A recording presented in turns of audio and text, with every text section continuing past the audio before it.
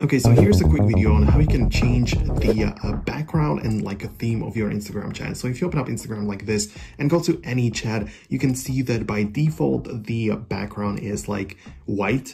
So there isn't really much to do in here. However, if you want to change and update the background, what you need to do is just to click on your name or the name of the person that you're texting. That's a better term. So go ahead and click on it and you can see which people are like part of the conversation. You can have a group chat as well. But the first option here is literally theme.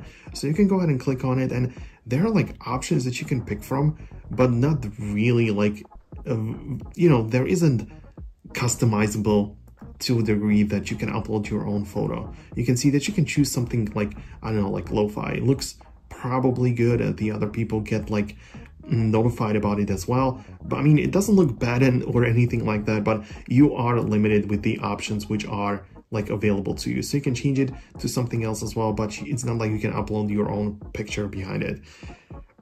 Well, I'm not sure about it, but in case you don't have like the ability to do it, chances are that you don't have your Facebook and Instagram linked, because of course the Messenger had this feature for a really long time and Instagram did not, but of course it's like more connected and you don't literally have like a Messenger on Instagram now, so you have to like connect your Instagram with the